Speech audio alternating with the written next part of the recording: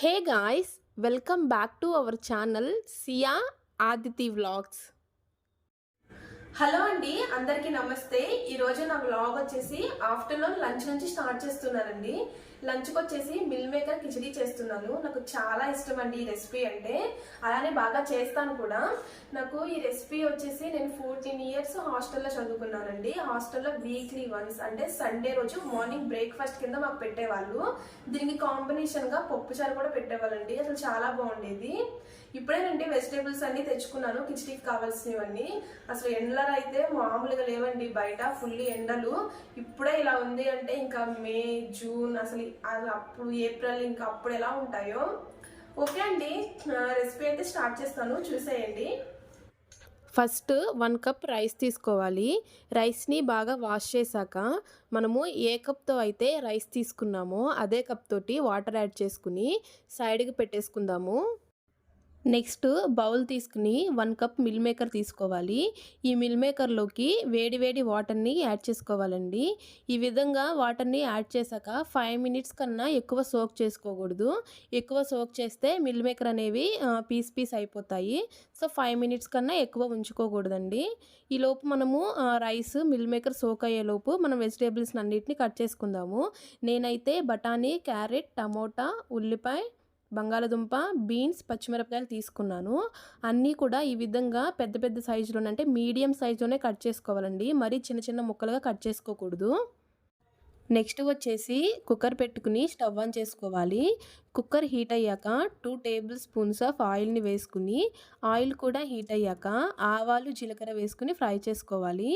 ఇవి కూడా ఫ్రై అయ్యాక మసాలా దినుసుల్ని యాడ్ చేసుకోవాలండి.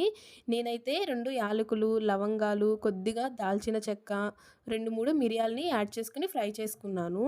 ఇవన్నీ కూడా ఫ్రై అయ్యాక 1 teaspoon అల్లం వెల్లుల్లి పేస్ట్ని కూడా వేసుకుని పచ్చివాసన పోయేంత వరకు కూడా ఫ్రై చేసుకోవాలండి. ఈ విధంగా ఫ్రై చేసుకున్నాక మనము కట్ చేసి పెట్టుకున్న వెజిటేబుల్స్ని, అలానే మనము సోక్ చేసి పెట్టుకున్న మిల్ మేకర్ని కూడా యాడ్ చేసుకోవాలండి. ఈ విధంగా యాడ్ చేసుకున్నాక 1 teaspoon సాల్ట్, అలానే 1/2 teaspoon పసుపుని కూడా యాడ్ చేసుకుని అంతా మిక్స్ చేసుకున్నాక ఫ్లేమ్ని సిమ్లోనే పెట్టుకుని 5 minutes కన్నా ఎక్కువ కుక్ చేసుకోకూడదండి వెజిటేబుల్స్ని. చూడండి, ఆఫ్టర్ 5 minutes ఈ విధంగా కుక్ చేసుకున్నాక వెజిటేబుల్స్ని మనము సోక్ చేసి పెట్టుకున్న రైస్ ఉంది కదండి, దానిలో వాటర్ మొత్తం కూడా వంపేసి రైస్ని మాత్రమే యాడ్ చేసుకుని 1 teaspoon ధనియాల పౌడర్ని కూడా యాడ్ చేసుకోవాలండి. ఈ విధంగా యాడ్ చేసుకున్నాక అంతా కూడా ఒకసారి మిక్స్ చేసుకుని 1 కప్కి 1.5 cup వాటర్ని యాడ్ చేసుకోవాలండి. అప్పుడైతే మన కుక్కర్లో కరెక్ట్గా సరిపోతుంది. రైస్ అనేది పొడి పొడిగా కుక్ అవుతుంది.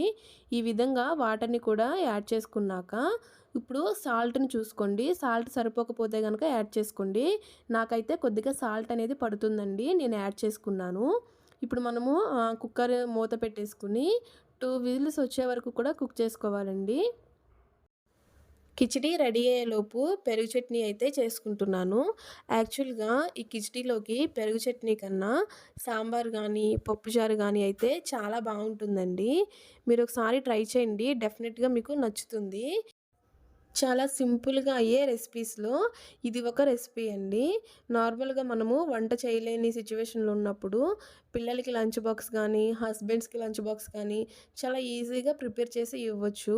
ఇంకా పిల్లలకైతే ఆయిల్ కన్నా గీ యూస్ చేసి చేస్తే ఇంకా వాళ్ళు ఇష్టంగా తింటారు. టేస్ట్ కూడా బాగుంటుంది.